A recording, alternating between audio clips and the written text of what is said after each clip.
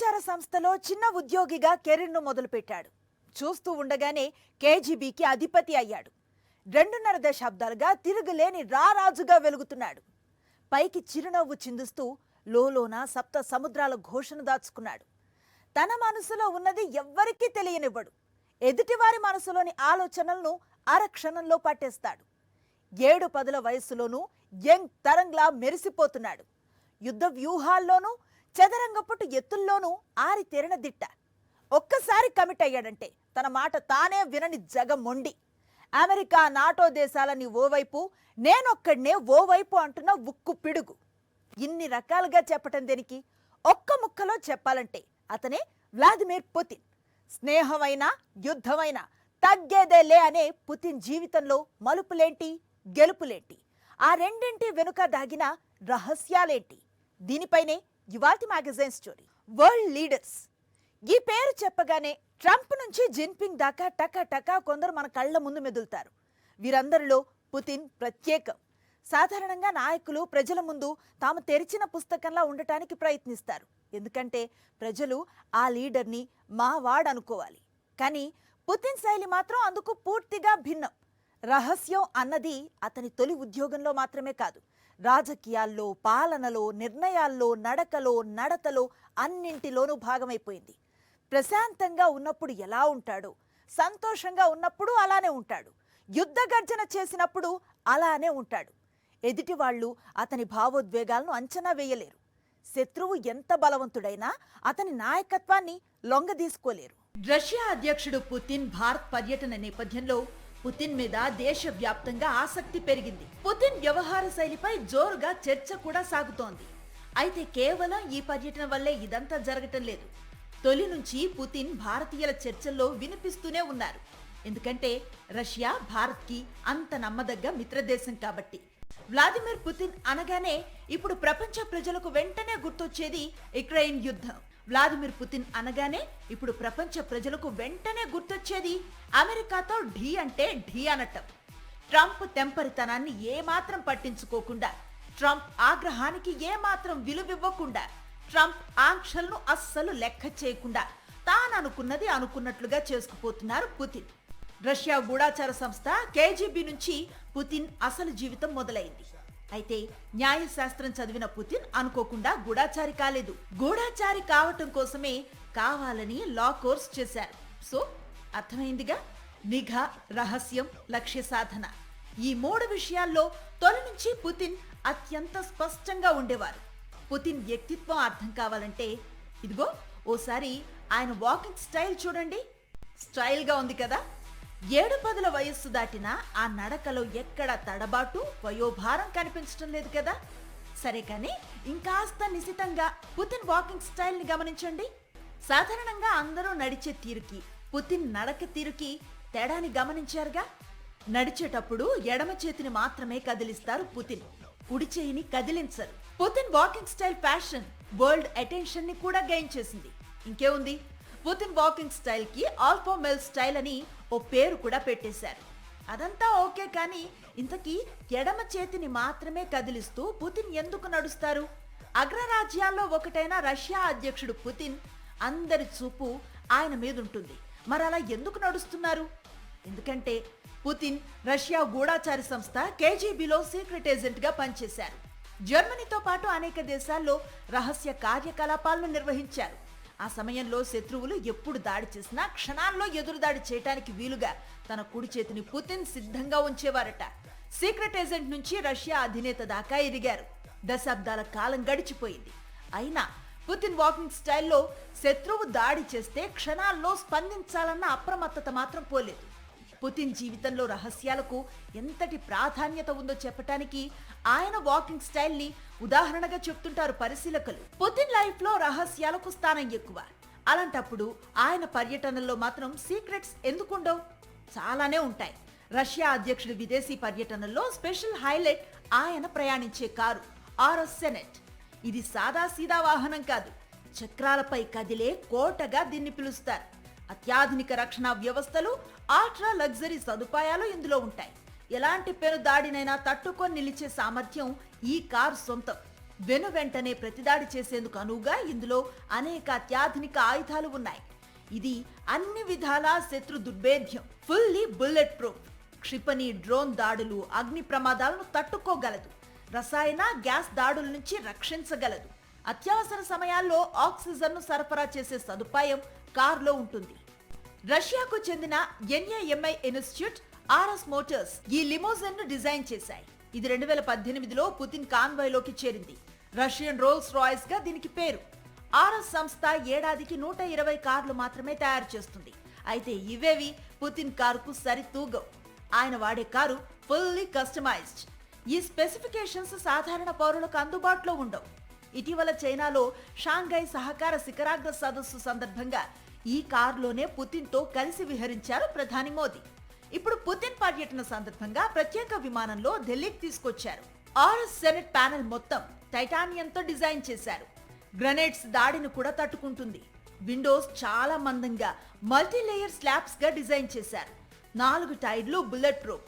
కేవలం 6 నుంచి 9 సెకండ్స్ లో 100 కిలోమీటర్ల స్పీడ్ అందుకుంటుంది. డోర్స్ 8 అంగుళాలు మందంగా ఉంటాయి.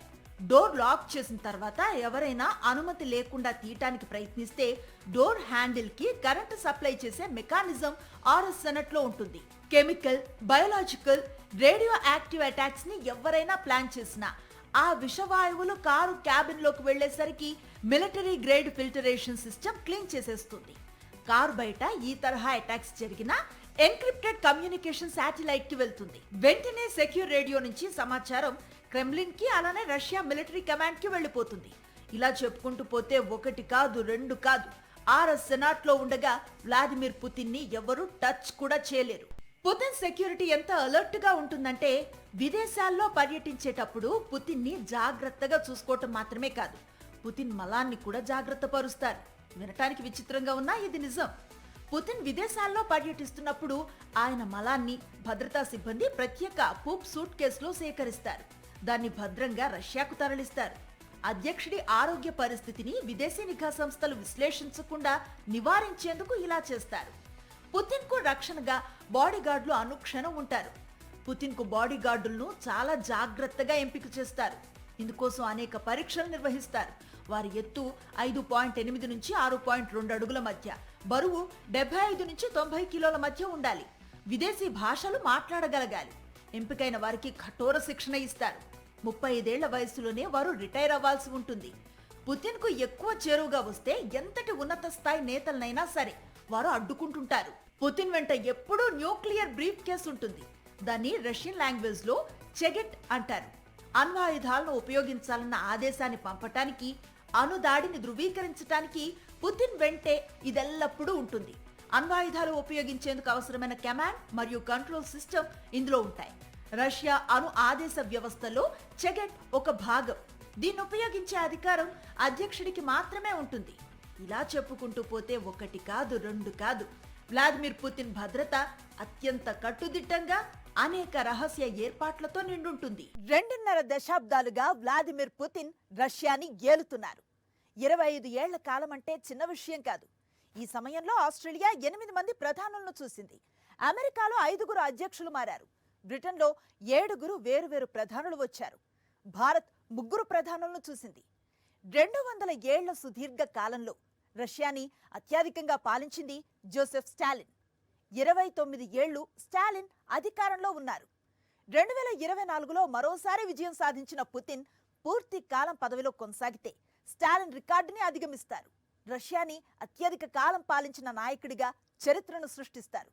చిన్న గూఢాచారిగా కెరీర్ను స్టార్ట్ చేసి ప్రపంచ స్థాయి నాయకుడిగా ఎదగటం వరకు సాగిన పుతిన్ జీవితంలో ఎన్నో మలుపులు. వ్లాదిమిర్ పుతిన్ మీద రెండవ ప్రపంచ యుద్ధ ప్రభావం బాగా ఉంది. రెండవ ప్రపంచ యుద్ధంలో 872 రోజుల పాటు లెనిన్ గ్రాడ్ ను హిట్లర్ సైన్యాలు చుట్టుముట్టాయి. ఆ యుద్ధ ప్రభావం యువ పుతిన్ మీద పడింది. స్కూల్లో ఉన్నప్పుడు కయ్యానికి కాలు దువ్వటానికి ఎప్పుడూ సిద్ధంగా ఉండేవాడు పుతిన్. స్ట్రీట్ గ్యాంగులు చెలరేగిపోతున్న సమయంలో 12 ఏళ్ల పుతిన్ మొదట రష్యా మార్షియల్ ఆర్ట్స్ అయిన శాంబో శిక్షణలో చేరాడు. ఆ తర్వాత జూడో నేర్చుకున్నాడు. పట్టుదల, క్రమశిక్షణతో 18 ఏళ్ల వయసులో యువ పుతిన్ జూడోలో బ్లాక్ బెల్ట్ సాధించాడు. జాతీయ జూనియర్ పోటీల్లో 3వ స్థానంలో నిలిచాడు. జూడో కూడా పుతిన్ పర్సనాలిటీని అగ్రెసివ్ గా మార్చింది. ప్రమాదకర ప్రపంచంలో భయపడకుండా ఆత్మవిశ్వాసంతో ఉండాలనే ధైర్యాన్ని కూడా అదిచ్చింది. పుతిన్లో పోరాట స్ఫూర్తి జూడోతో పెరిగింది. అందుకే యుద్ధం అనివార్యమైతే తొలి దెబ్బ నీదే కావాలి, శత్రువు మళ్లీ నిలబడకుండా ఆ దెబ్బ చాలా గట్టిగా ఉండాలంటూ ఉంటారు పుతిన్. 7-10 వయస్సులోనూ జూడో ప్రాక్టీస్ చేస్తూనే ఉన్నారు పుతిన్.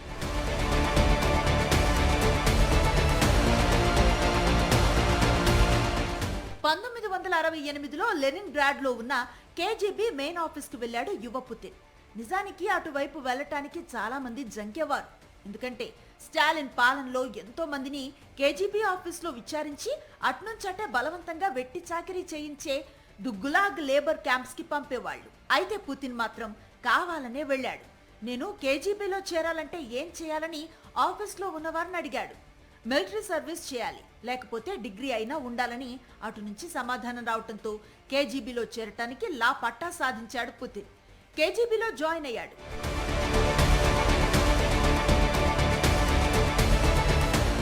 1952 అక్టోబర్ 7న లెనిన్గ్రాడ్లో జన్మించాడు వ్లాదిమిర్ పుతిన్. తండ్రి కర్మాగారంలో పనిచేసేవాడు, తల్లి వీధులు ఊడ్చే పనిచేసేది. పుతిన్ కళాశాలలో చదువుతున్న సమయంలో సోవియట్ యూనియన్ కమ్యూనిస్టు పార్టీలో సభ్యునిగా చేరారు. 1991లో ఆ పార్టీ రద్దయ్యే వరకు సభ్యుడిగా కొనసాగారు. కళాశాల చదువు తర్వాత పుతిన్ సోవియట్ యూనియన్ గూఢాచార సంస్థలో చిన్న పోస్టులో చేరారు. అనంతరం అదే కేజీబీలో లెఫ్టినెంట్ కల్నల్ స్థాయికి చేరుకున్నారు. పుతిన్ 1991లో కేజీబీకి రాజీనామా చేశారు. అప్పుడే అతని రాజకీయ జీవితం ప్రారంభమైంది. మేయర్ కార్యాలయంలో విదేశీ సంబంధాల కమిటీకి ఎన్నికయ్యారు. తర్వాత దాని అధిపతి అయ్యారు. 1994-1996 మధ్యకాలంలో సెయింట్ పీటర్స్బర్గ్లో అనేక ప్రభుత్వ పదవులను నిర్వహించారు. 1996లో పుతిన్ మాస్కో వెళ్లారు. అక్కడ అప్పటి అధ్యక్షుడు బోరిస్ ఎల్ట్సిన్ పరిపాలనలో భాగమయ్యారు. బోరిస్ ఎల్ట్సిన్ రాజీనామాకు ముందు Putin federal security service director, Russia భద్రతా మండలి కార్యదర్శిగా ఉన్నారు. 1999లో కొంతకాలం మంత్రిగా కూడా పనిచేశారు. ఎల్ట్సిన్ రాజీనామా తర్వాత పుతిన్ తాత్కాలిక అధ్యక్షుడయ్యారు. 4 నెలల తర్వాత జరిగిన ఎన్నికల్లో పుతిన్ అధికారికంగా దేశ అధ్యక్షుడిగా ఎన్నికయ్యారు. 2000 మార్చి ఎన్నికల్లో పూర్తి స్థాయి అధ్యక్షుడు అయ్యాక వేర్పాటువాద గ్రూపులపై విరుచుకుపడి రష్యా ప్రాదేశిక సమగ్రతను కాపాడిన నాయకుడిగా ప్రజల మన్ననలు పొంది 2004లో రెండవసారి అధ్యక్షుడిగా ఎన్నికయ్యారు. ఏ నాయకుడు 2 సార్లకు మించి అధ్యక్ష పదవిలో కొనసాగరాదన్న రష్యా రాజ్యాంగ నిర్దేశాన్ని అధిగమించడానికి 2008 ఎన్నికల్లో పుతిన్ ప్రధానమంత్రి పదవిని చేపట్టి దిమిత్రీ మెద్వెదేవ్ కు దేశాధ్యక్ష పదవిని అప్పగించారు. కానీ పాలనా పగ్గాలన్నీ పుతిన్ చేతిలోనే ఉంటాయన్నది బహిరంగ రహస్యమే. ఈ విధంగా రాజ్యాంగ పరిమితిని అధిగమించి తర్వాత 2012 ఎన్నికల్లో ఆయన మళ్లీ అధ్యక్ష పదవిని చేపట్టి ప్రధానిగా మెద్వెదేవ్ను నియమించారు.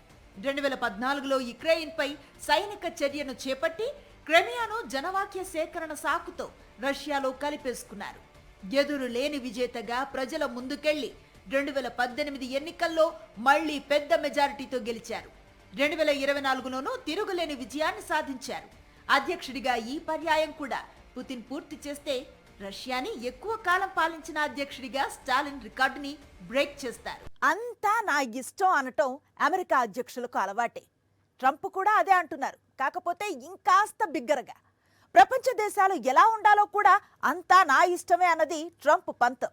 అమెరికా అధినేతల తెంపరితనాన్ని పూచిక పుల్లల్లా తీసి పారేయటం తనకెంత ఇష్టమో పుతిన్ గత 3 ఏళ్లుగా చూపిస్తూనే ఉన్నాడు. గతంలోనూ చూపించాడు. ఎవ్వరినీ లెక్క చేయని మనస్తత్వం, దూకుడు. ఒకసారి నిర్ణయం తీసుకున్నా ఎలాంటి ప్రతికూలత పరిస్థితులు ఏర్పడ్డా వెనక్కి తగ్గకపోవటం పుతిన్ ప్రత్యేకత. పంతం, పట్టుదల, తిక్క, మూర్ఖత్వం, అహంకారం, నియంతృత్వం. ఎవరు ఎలా పిలుచుకున్నా అనుకున్నది చేయటంలో వెనకాడడు. యుక్రెయిన్పై యుద్ధమైనా, నార్త్ కొరియాతో స్నేహమైనా, డ్రాగన్ కంట్రీతో దోస్తీ అయినా అమెరికాని ఒక రేంజ్లో గిల్లటంలో పుతిన్ ట్రాక్ రికార్డే వేరు. యుక్రెయిన్ ని అడ్డం పెట్టుకుని రష్యా మీద ఆధిపత్యం చెలాయించాలన్న అమెరికా కుట్రని యుద్ధంతోనే పుతిన్ తిప్పికొట్టారు. యుక్రెయిన్తో యుద్ధం వల్ల రష్యా చాలా నష్టపోయింది, సైనికులను కోల్పోయింది, ఆర్థికంగా ఇబ్బందులు ఎదురయ్యాయి. రష్యా నుంచి చమురు దిగుమతి చేసుకోవటంపై ప్రపంచ దేశాల మీద అమెరికా ఆంక్షలు విధించింది. అయినా పుతిన్ వెనకడుగు వేయలేదు. యుక్రెయిన్ నాటోలో చేరితే రష్యా సరిహద్దుల్లోనే అమెరికాతో సహా నాటో దేశాలు సైన్యం మోహరిస్తాయి. అందుకే ట్రంప్ అణుయుద్ధం కోసం హెచ్చరిస్తే అంతకు మించి అంటూ భీకర గర్జనే చేశారు పుతిన్. అమెరికా విషయంలో పుతిన్ తొలి నుంచి వ్యూహాత్మకంగానే ఉన్నారు.